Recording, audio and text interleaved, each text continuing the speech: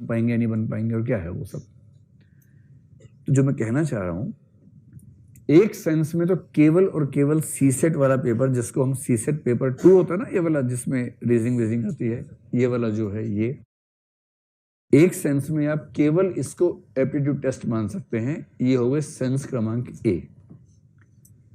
दूसरे सेंस में आप इन दोनों को सिविल सर्विसेज का सही एप्टीट्यूड मान सकते हैं, क्योंकि यूपीएससी इनको सीसेट पेपर 1 सीसेट पेपर 2 ही कह रही है।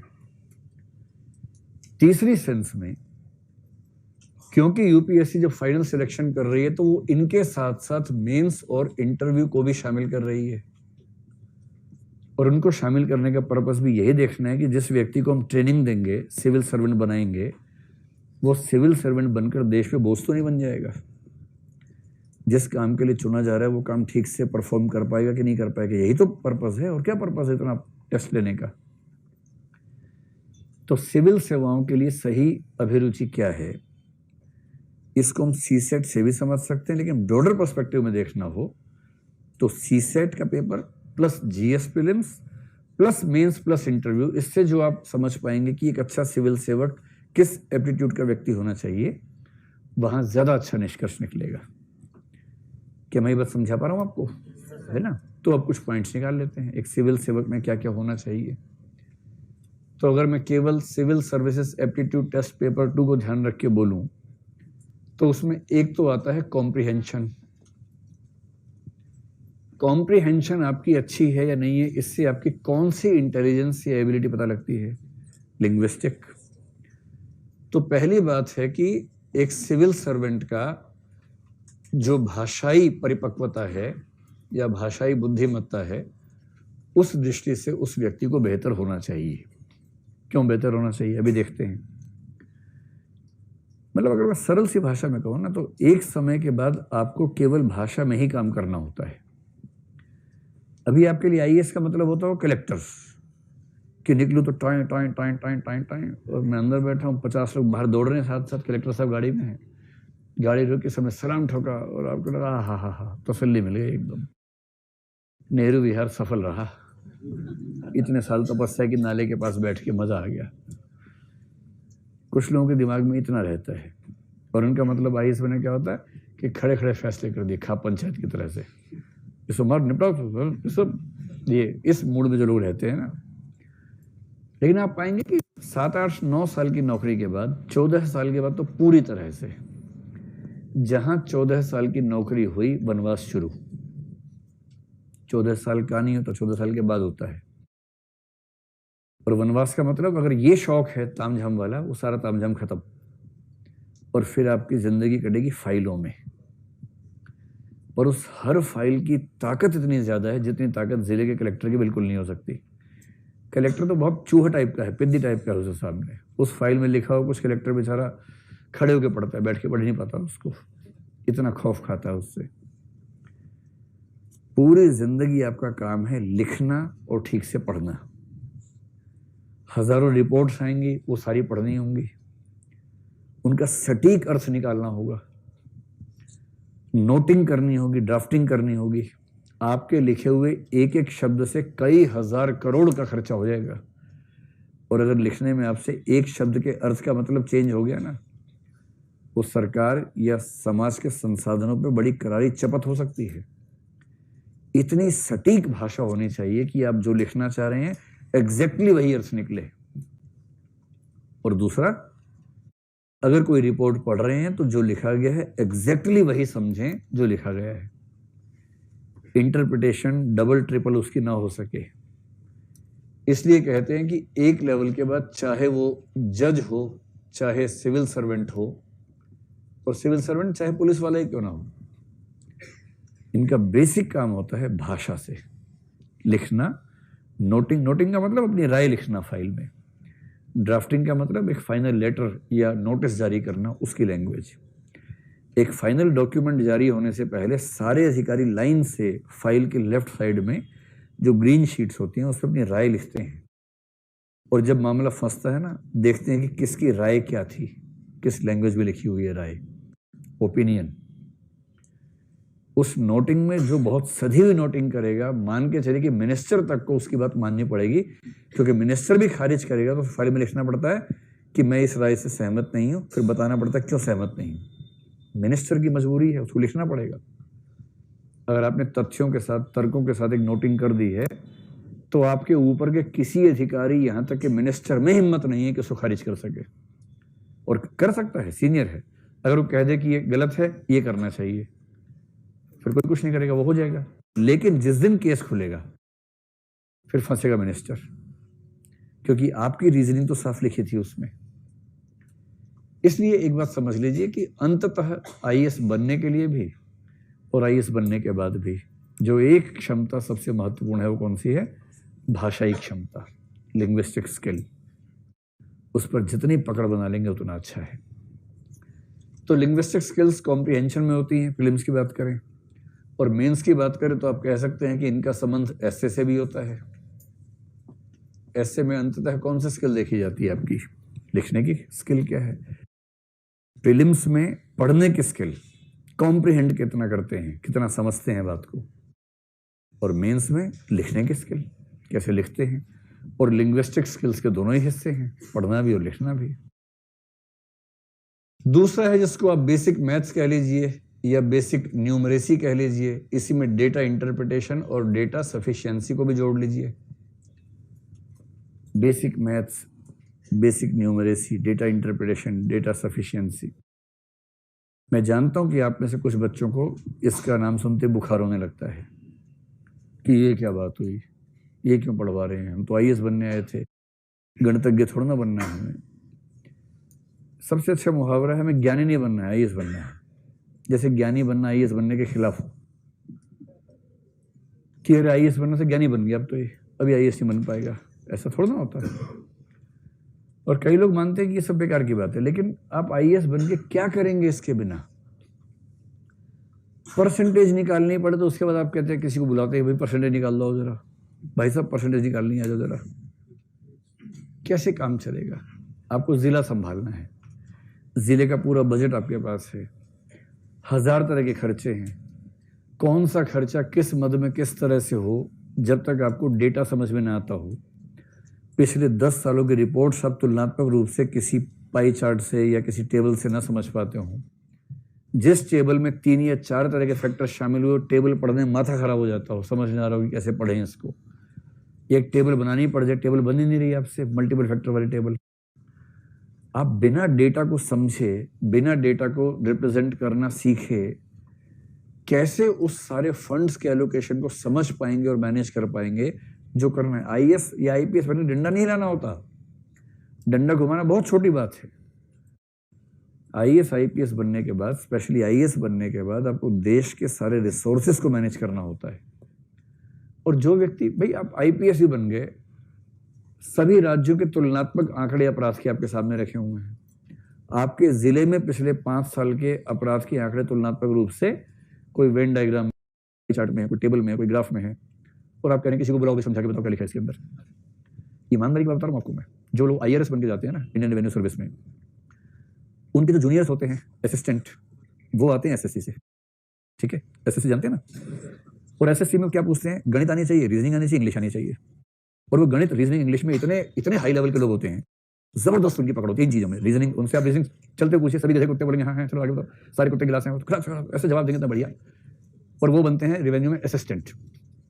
तो असिस्टेंट है, यानी प्रमोशन के बाद बनेगा आईटीओ, इनकम टैक्स ऑफिसर, और आईटीओ लंबी प्रमोशन के बाद बनेगा assistant commissioner of income tax, जो कि आप बनेंगे ज्वाइनिंग के दिन, एसीआईटी। और ये एसएससी वाला व्यक्ति 11 साल की सर्विस के बाद एसीआईटी बनेगा, जो आप डे 1 पे बनेंगे।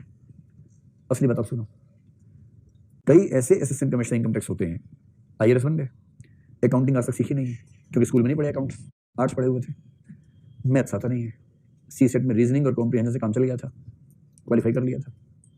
इंग्लिश आती नहीं है, हिंदी माध्यम से है, इंग्लिश उतनी ही आती है कि बाई चांस क्वालिफाइंग पास हो गया मेंस में, पीली चिट्ठी नहीं आई, ठीक। ये बहुत रेयर कॉम्बिनेशन है, ऐसा कॉम्बिनेशन बहुत सारे लोगों में होता है, बहुत लोगों में है। और इंटरव्यू ठीक से हुआ, सीधे आईआरएस में लैंड किया, ट्रेनिंग हुई आईआरएस की, ट्रेनिंग में आते हैं सीए, इनकम टैक्स एक्ट सिखाते हैं, और इस आदमी के दिमाग का धुआं हो जाता है इनकम टैक्स एक्ट समझ के। इनकम टैक्स कैलकुलेशन सिखा रहे हैं, कॉर्पोरेट टैक्स कैलकुलेशन सिखा रहे हैं, उसको लग रहा है कि अरे यार औरंगजेब कहाँ चला गया। हमें तो उसमें मजा आता था, ये क्या क्या सिखा रहे हैं हमें और ये क्यों सिखा रहे हैं। उसके बाद फाइनल हो गया, ट्रेनिंग पूरी। ट्रेनिंग में पास करना ट्रेनिंग एकेडमी की नैतिक जिम्मेदारी होती है, वरना यूपीएससी पे सवाल उठ जाता है। इसलिए आप वहां कितना भी खराब पढ़े, अंत में पास करवा देते हैं। यहां तक कि चीटिंग का ऑर्गेनाइज सिस्टम काम करता है वहां पर कि भैया पास होना है आपको, यूपीएससी की प्रतिष्ठा का सवाल है, किसको सुन के भेज दिया है। तो आखिरी एग्जाम में जब दिखता है ऐसे पास नहीं होगा, इन्विजिलेटर बाहर चले जाते थोड़ी देर के लिए कि हम चाय पी के आ रहे हैं, आप अधिकारी लोग हैं, समझदार हैं, चीटिंग नहीं करेंगे। हम 10 मिनट में आ रहे हैं, इसका संकेत स्पष्ट होता है कि भाई है ना 10 मिनट में आ रहे हैं, 10 मिनट काफी है, एग्जाम आसान है। और 10 मिनट में उसके बाद राम राज्य स्थापित होता है वहां पर, और उसके बाद फिर सब लोग पास हो जाते हैं। तो इनको लगता है हमारा झंझट तो खत्म हुआ, अब मिनिस्ट्री ऑफ फाइनेंस देखेगी बाद में। फिर वो फील्ड में जाते हैं। अब एक जिला या एक छोटा जिला उसके हाथ में, असिस्टेंट कमिश्नर इनकम टैक्स, उसके पास 3 असिस्टेंट हैं, एक आईटीओ है। दावे से कह रहा हूं कि 90% केसेस में असिस्टेंट्स को लगता है कि ये आदमी बना कैसे आईआरएस। 90% केसेस में ऐसी स्थिति होती है। मतलब आईआरएस ऐसे भी तो आईआईटी वाला था और आईएएस एग्जाम दिया, आईआरएस हो गया। जब वो बन गया तो ऐसे होता है, प्रभु आप आएंगे आईआरएस बन गया, तो प्रभु वाले मूड में रहते हैं। कोई ह्यूमैनिटीज वाला, हिंदी माध्यम वाला पहुंच जाए वहां, जिसको मैथ्स के नाम से भूत आता हो जिसको, फिर देखिए असिस्टेंट्स को धीरे धीरे क्या होता है, काम सारे असिस्टेंट करते हैं। कोई काम है सर बोलते हैं भाई तो सब देख लो क्या है ये, कुछ इंग्लिश में लिखा, आप देखो क्या लिखा है। इसका टैक्स कैलकुलेट करना जरा, कैसे करते हो कैलकुलेट तुम लोग यार, कैसे करते हो। इसको लगता है कि हम तो जैसे करते हैं, तू आया कैसे यहाँ पर, तू यहाँ पहुंचे कैसे, ये हालत हो जाती है। और उसके बाद जब केस की सुनवाई, ये भाई सब जज भी तो है। असिस्टेंट कमिश्नर होने का मतलब है कि आप जज हैं। जज का मतलब इनकम टैक्स या जीएसटी के मामलों में आप जिस भी सर्विस में हैं उसके केसेस आपके पास आएंगे। किसी पे आपने भेजा, एक पत्र भेजा कि आपका टैक्स ठीक नहीं लग रहा हमें, तो डिस्कशन करनी होगी, केस कर दिया। वो आदमी आया, उसने वकील भेजा अपना, वो वकील एलएलबी प्लस सीए है। आमतौर पे टैक्सेशन के वकील सीए प्लस एलएलबी होते हैं। वो वकील है, वो पिछले 10, 20, 25 साल से इनकम टैक्स के केसेस देख रहा है। इनकम टैक्स एक्ट उसको पूरा रटा हुआ है। वो देखता नहीं है, वो सीधे पेज नंबर बोलता है, पेज नंबर या चौथी लाइन दूसरा शब्द ऐसे बोलता है, और सारा इंग्लिश में बोलता है। सामने जज साहब बैठे हैं। जज साहब ने इनकम टैक्स ठीक से पढ़ा क्योंकि एकेडमी में वो बाकी कामों में व्यस्त थे। अंग्रेजी ठीक से आती नहीं, कैलकुलेशन करनी आती नहीं है। कोई बोल दे 3000 का 20% तो 5 मिनट रुपया, 3000 30 गुणा 20/100, 2 0 यहाँ से कटी, 30 गुणा 20 600, 2-2.5 मिनट के बाद बोले हाँ 600 बाकी बताओ। आप समझ रहे हैं कि जो वकील सामने खड़ा है, इधर दूसरा वकील खड़ा हुआ है, 2-3 असिस्टेंट खड़े हैं। वकील असिस्टेंट को देख के पूछ रहे हैं क्या ये, तो कह रहे हमें क्या पता कौन है आगे। क्या करेगा। अगर आप चाहते हैं कि आप आईआरएस बन के ऐसी छवि लेके जिए, तो ऐसी जिंदगी जीने से अच्छा आदमी मर जाए। ये जीना भी कोई जीना लल्लू, जीवन तो थोड़ा सुंदर होना चाहिए ना। इसलिए भाई ठीक से समझिए इस बात को, इन चीजों को तरह गौण मत मानिए, इन स्किल्स को ठीक से इंप्रूव करें। खैर ये बताइए, किसी भी सिविल सर्विस में ठीक परफॉर्म करने के लिए बहुत बेसिक सब मैथ्स, गुणा भाग जमा घटा, फास्ट कैलकुलेशंस और डेटा इंटरप्रिटेशन, टेबल को चार्ट को बनाना समझना आना चाहिए कि नहीं आना चाहिए, आना चाहिए। तो यूपीएससी इतनी सी अपेक्षा कर रही है तो क्या बुरा कर रही है, इतनी अपेक्षा। इसी पे सड़क पे उतर जाते हैं लोग, ये क्या करवा रहे हो हमसे। जो हर बात पे सड़क पे उतर जाए उसका कौन सा टेस्ट पास होगा, नेतागिरी एप्टीट्यूड टेस्ट, NAT।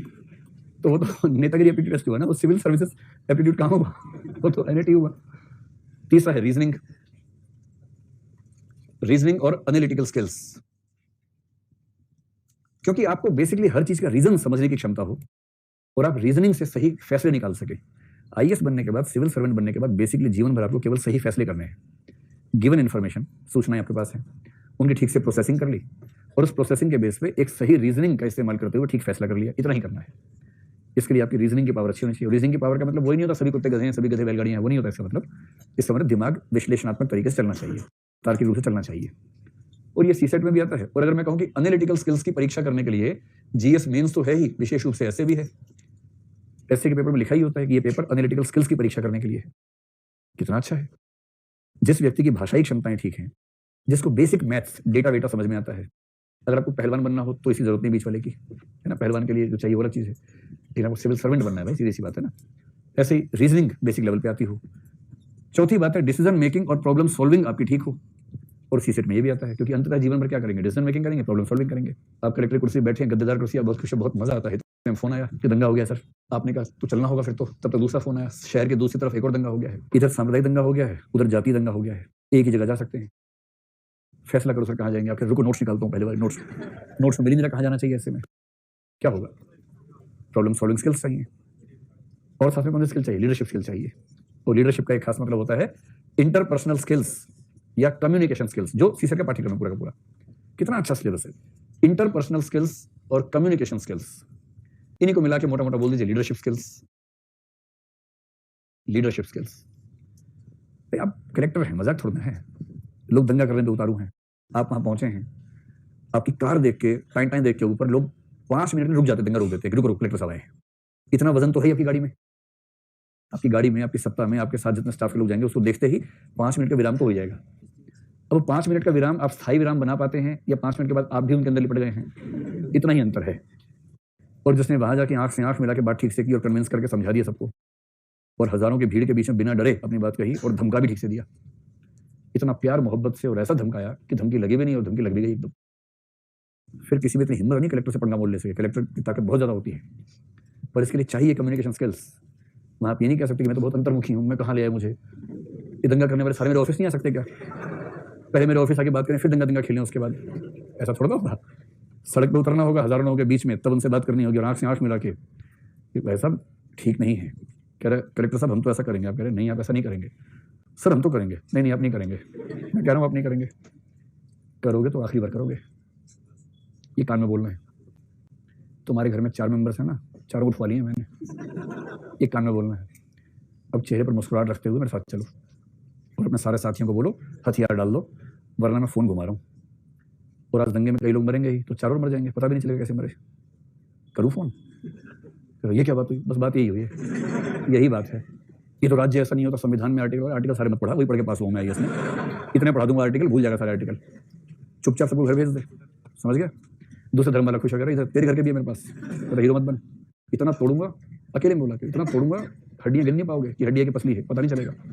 अब बाहर चलो मेरे साथ मुस्कुराते हुए, गले मिलते हुए एकदम, और पूरे समाज को बोलो कि मामला सुलझ गया है, वरना कभी सुलझेगा नहीं, ध्यान रखना। चल, इसके बाद किसी की हिम्मत नहीं बचती। फिर लोग बाहर जाएंगे, मामला सुलझ गया भाइयों बहनों, अब अपने अपने घर जाओ और मैं अपने घर वालों को ढूंढता हूँ। ये होता है। कलेक्टर बनना, एसपी बनना मजाक छोड़ना है भाई, सफल एसपी बनना है, एसपी तो बन जाओगे।